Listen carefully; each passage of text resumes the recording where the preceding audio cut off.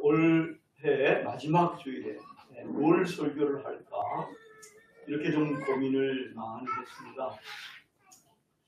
지금 우리나라 국내외 정세와 관련돼서 우리 기독자들이 어떤 신앙을 가지고 생활을 해가야 하는지 이것에 대해서 제가 말씀을 전하려고 합니다. 고심하면서 선택한 본문이 오늘 이제 하박국서 3장 16절부터 19절에 있는 말씀, 그 중에서 마지막 구절에 있는 말씀, 주 여호와는 나의 하나님이시라 라는 이 말씀을 제목으로 삼아서 말씀을 전하려고 합니다. 이런 국내외 정세 속에서 우리가 설교를 하려고 하는데 왜 하박국 선지자냐?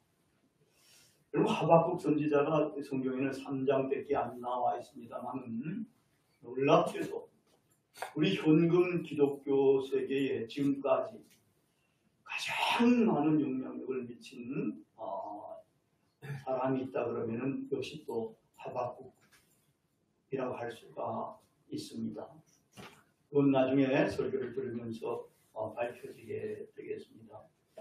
이 하박국이라는 말은 호응하다, 껴안다 이런 말에서 나왔습니다. 그래서 껴안은 자, 호응한 자라는 겁니다.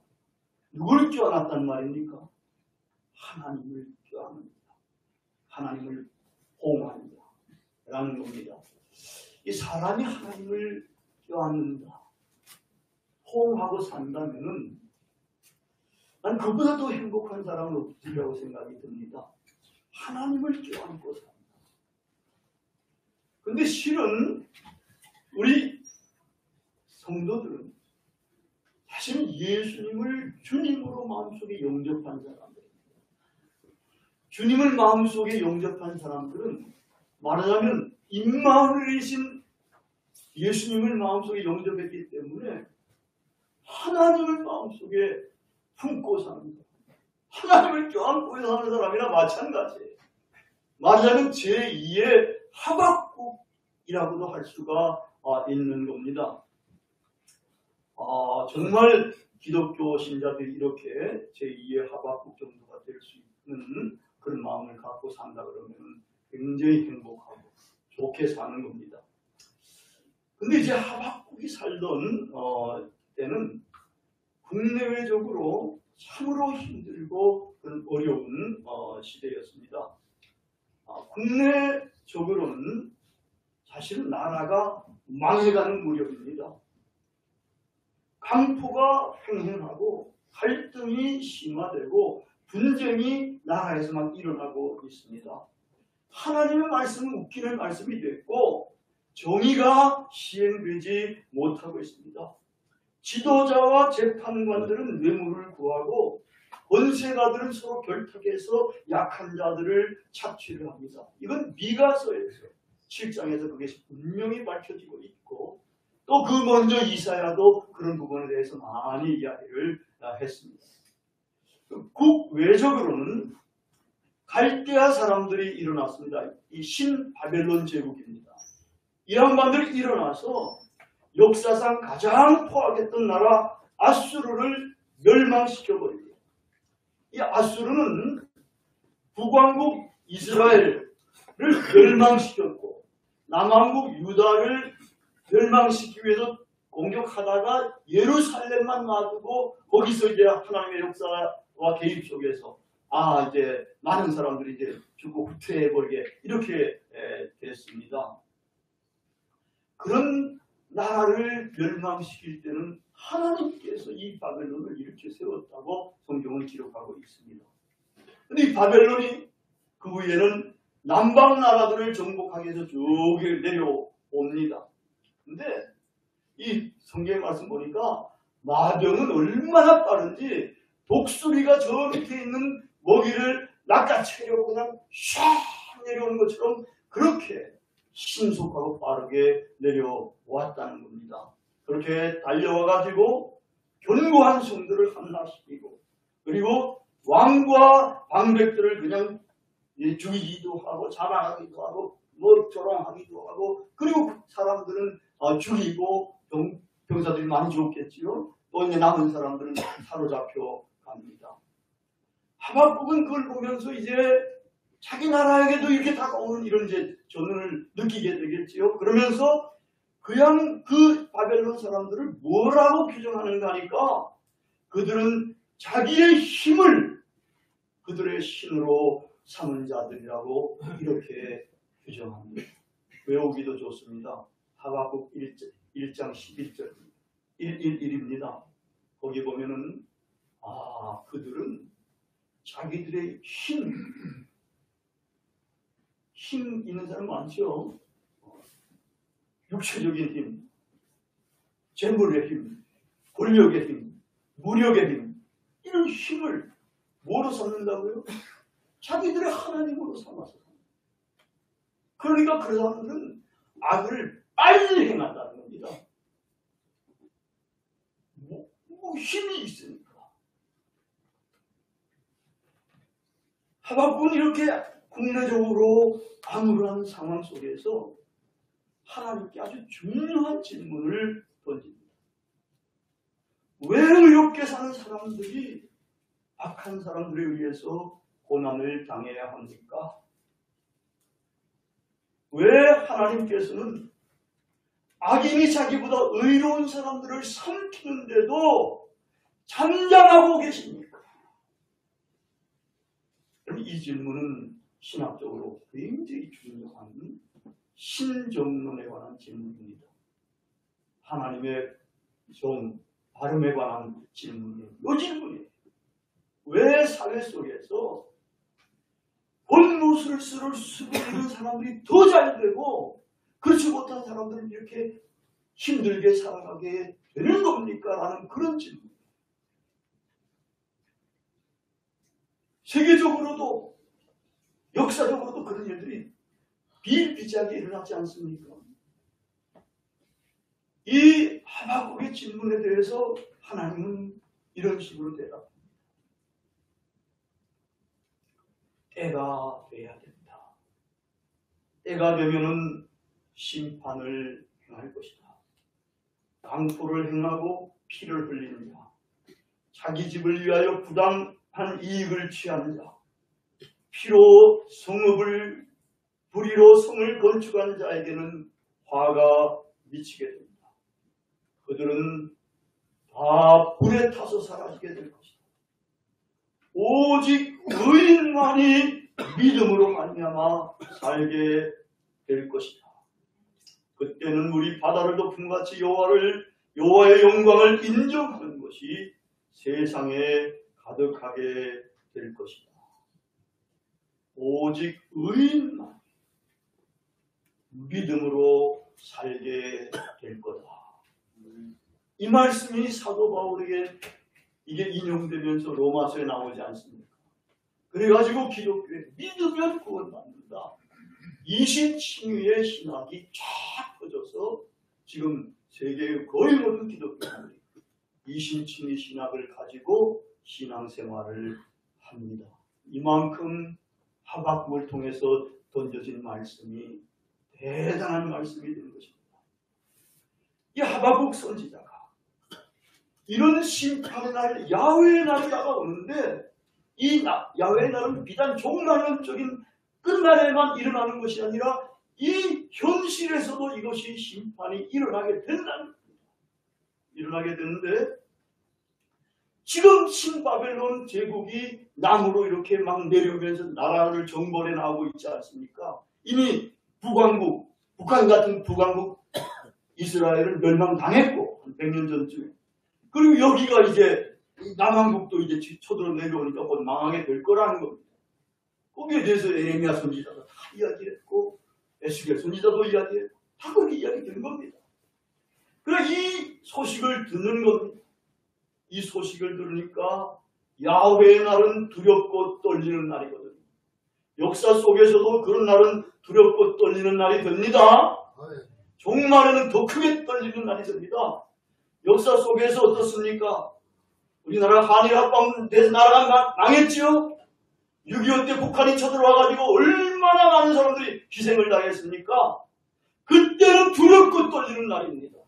앞으로 어떻게 될런지, 앞으로 그런 날이 다가올런지 아마 하박국 선지자는 다가오리라고 이렇게 생각을 합니다. 그렇기 때문에 창자가 흔들리는 것처럼 두렵고 뼈가 삭는 것까지 고통스럽고 몸도 막 떨릴 정도가 된 겁니다. 이러한 상황에서 하박국은 하나님께 기도를 올리는 겁니다. 단원의 기도를 올리고 하나님의 섭리가 이렇게 정해졌기 때문에 그것을 받아들이고 그리고는 마지막에는 노래를 부르게 됩니다. 오늘 성경 봉독 하시는 분이 그것까지는 안 읽었는데 이 노래는 자기가 우리 성전에 있는 성가단을 위해서 맞춘 그런 노래가 된다고까지 그렇게 기록을 하고 있습니다. 이 마지막에 오늘 읽은 부분들 보면은 뒷부분은 하박국이 기도하면서 마지막에 찬양의 노래를 부르는 것입니다. 이 노래 속에서 보면은 하박국은 정말 가진 것이 별로 없는 사람입니다. 무화과 나무가 무성하지 못해 먹을 것이 없습니다. 포도나무에 열매가 없어서 포도주도 만들지 못합니다. 감람나무에 소출이 없어서 올리브유도 짤 수가 없습니다. 밭에도 농작물이 잘 되지 않아서 먹을 것도 별로 없습니다. 우리에는 양도 없고 외양간에는 소도 없습니다. 말하자면 그냥 해골 굴릴 것만 있고 겨우 풀칠할 것들만 있다. 아마 우리 여기 앉아있는 많은 분들과 우리와 비슷한 이런 형편에 놓여 있는지도 모릅니다. 그렇지만 이 하박국은 여기서 결정적인 선언을 합니다. 주 여호와가 나의 힘이시라. 여러분 이 말이 지금 문맥에서 어떤 말하고 지금 맞서 있는 겁니까? 하박국은 주 여호와가 나의 힘이시라 선언하는 겁니다. 사회적으로 국내외적으로 누가 힘을 갖고 있습니까? 권세자들, 침범하는 침략자들, 그들은 자기들의 무력과 힘을 뭐로 삼는다고요? 하나님으로, 신으로 삼는 사람들. 그들에 비해서 하박국은 가진 것 없지만 믿음의 사람 하박국은 하나님을 힘으로 삼는다. 여러분 지금은 힘을 신으로 삼는 사람들이 득세를 합니다. 다 높은 자리에 다 있고 권력을 갖고 있으니까 힘을 지 맘대로 사용합니다. 그런 사람들은 망하게 됩니다. 그러나 보잘것없지만 야훼 하나님을 자기의 힘으로 삼는 사람들은 구원을 얻게 되는 겁니다. 그 다음에 다른 거 보면 자기의 발을 사슴처럼 그렇게 가볍게 해줘가지고 자기가 저 높은 곳에 다니게 해주시는 그 하나님을 찬양을 하는 겁니다. 여러분, 여러분의 삶이, 여러분의 몸과 마음과 생각과 삶이 그렇게 가볍습니까? 사슴처럼 가볍게 뛰어돌아다닐 수가 있겠습니까? 생의 짐, 무거운 죄의 짐 다 털어버리고 가볍게 살아가는 겁니다. 하나님의 말씀을 따라서 사는 겁니다. 그렇게 사는데 실족하지 않고 온전한 길을 가게 됩니다. 남의 발 앞에 꿇어엎드리지 않게 해주시는 하나님이 되십니다. 오히려 적과 원수들이 그 발 앞에 무릎을 꿇게 된다는 겁니다. 하나님의 도우심과 은혜 가운데서 자족하면서 아쉬울 것이 없이 그렇게 복되고 행복하게 살게 될 것이고 그러한 삶은 영원을 이어가는 그러한 삶이 되는 것입니다. 여러분 힘이 있어야 되죠. 힘을 마시자 뭐 이런 말씀도 있지 않습니까? 힘이 있어야 살아가는 거예요. 그러나 힘을 자기들의 신으로 삼은 사람들과 나라가 복된 것이 아닙니다. 여호와 하나님을 자기의 힘으로 삼은 사람과 그 나라가 복이 있습니다. 여러분, 하나님을 자기의 힘으로 삼은 사람은 한마디로 말하자면 뭘 하는 사람인가 하면 하나님을 사랑하는 사람이 됩니다. 시편 18장 1편에 이렇게 나옵니다. 나의 힘이 되신 여호와여, 내가 주를 사랑하나이다. 하나님을 이제는 자기의 목숨처럼 그렇게 사랑합니다. 하나님이 자기의 모든 것이 되는 사람들입니다. 자기의 힘, 자기의 생명, 자기의 사랑, 자기의 모든 것이 이제 하나님이 되신다는 겁니다. 이런 사람들은 하박국처럼 승리의 계가를 최후에 부르게 됩니다. 하나님은 우리를 모든 환난에서 건져주시는 그런 분이십니다. 여러분, 현재 우리나라의 국내외 상황이 예민한 분들한테는 느껴질 수가 있습니다. 고민도 많이 하고 살펴도 많이 살펴봐야 이런 것들을 알 수가 있게 될 텐데, 국내외 상황, 하박국 선지자가 살던 때와 크게 다르지 않는 것처럼 여겨집니다. 국외적으로는 우리나라는 원래 4대 강국에 이제 쌓여 있지 않습니까? 한 1세기 전쯤부터. 근데 이제 미국은 그래도 화폐에 Trust in God, 하나님을 신뢰하는 이런 글이 있어가지고 괜찮은 것 같은데, 이제 중국이 세계의 두 번째 경제 대국으로 불기하면서 문제가 발생하고 있는 것 같아요. 거기는 공산당 일당 독재입니다. 이 통치자들입니다. 이 사람들이 보니까 힘을 권력으로, 힘을 자기들의 신으로 이렇게 삼은 자들입니다.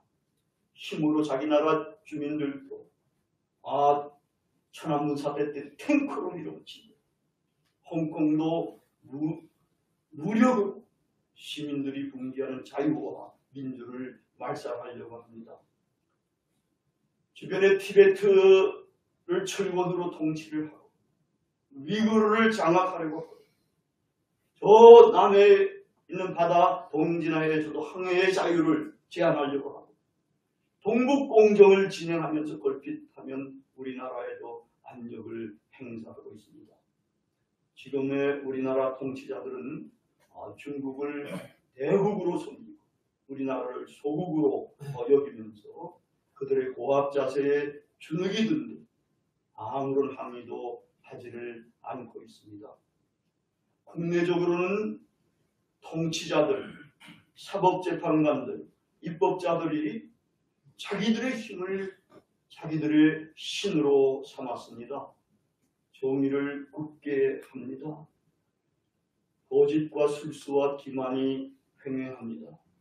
권력을 남용해서 민주선거 제도를 왜곡시키는 일들이 지금 밝혀져 가고 있고, 상급법원과 국회의 패거리들끼리 결탁해서 거의 상권 분립이 와해돼 가고 있습니다. 지난번에 며칠 전에 연동제 선거법을 통과시켰는데 이게 걸레같이 그렇게 됐다 그러지 않습니까? 그리고 국민들도 잘 모르고 이게 쿠데타식으로 이렇게 통과됐다고 하는데, 여기다가 공수처법까지 지금 올린 그대로 만약에 통과된다면 절대 권력자가 등장하기가 아주 좋게 그렇게 만들어졌다는 겁니다. 경제는 아시다시피 힘들어졌고, 나라의 곳간도 막 써제껴가지고, 이 곳간은 사실은 풍요로워야 하거든요. 미래 세대를 위해서도 그렇고, 미래 세대의 청년, 청소년, 아이들, 그들에게 짐을 무겁게 더 씌우고 있는 것입니다. 암울한 상황입니다. 설상가상으로 우리는 힘도 없고 하박국처럼 가진 것이 별로 없습니다. 이러한 때에 어떻게 신앙생활을 해서 의미 있고 행복하게 살 수가 있겠습니까? 오직 하나님을 힘으로 삼는 믿음의 사람이 되어야 합니다. 그래야 그렇게 아름답게 살 수가 있습니다. 이제 우리 기독교인들은 힘을 신으로 삼는 세상 풍조와 사람들을 거슬려서 하나님을 힘으로 삼아야 합니다. 힘이 되신 하나님을 신뢰하고 사랑해야 합니다. 여호와 외에 누가 하나님이며 우리 하나님 외에 누가 반석이며 우리 하나님 외에 누가 구원자입니까? 하나님을 힘으로 삼아 힘을 신으로 삼는 어리석은 세상 통치자들과 강포한 나라를 배격해야 합니다. 그들에게는 미래가 없기 때문입니다. 그래야 희망이 있고 내일이 있고 구원이 있습니다. 여러분, 비행기를 타고 여행한 분들이 많이 있을 줄로 믿습니다. 저도 여러 번 이렇게 타봤는데 한때는 보니까 이 지상에는 막 비도 좀 오고 그런 거 가득 껴 있어요. 근데 비행기를 타고 이륙을 해가지고 이륙해가지고 비행기가 거의 한 10,000km 정도까지 올라가나요? 그렇게 올라가니까 완전히 바뀌어지는데 별천지로 바뀌어지는 것 같아요. 거기는 더 이상 구름 위에 올라가 버리니까 거기는 더 이상 구름도 없습니다. 비도 오지 않습니다. 하늘은 그냥 구름 한 점 없이 그렇게 파란 하늘이 전개되어 있고 그리고 환한 태양이 비치고 있습니다. 저 높은 곳을 올라가면은 우리의 신앙도 저 높은 곳을 올라가면은 그렇게 됩니다. 이제 힘을 자기들의 신으로 삼는 사람들에게서 떠나야 합니다. 하나님을 신으로 삼는 사람들을 두려워하고 자기도 그렇게 하나님을 힘으로 삼는 믿음의 사람이 되어야 합니다. 그러면 우리를 지금 여기까지 인도하신 에베네셀의 하나님께서 우리를 더 아름답게 인도하셔서 저 높은 곳에서 여호와의 영광이 가득한 곳에서 영원히 아름답게 살게 해 주실 것입니다. 다 같이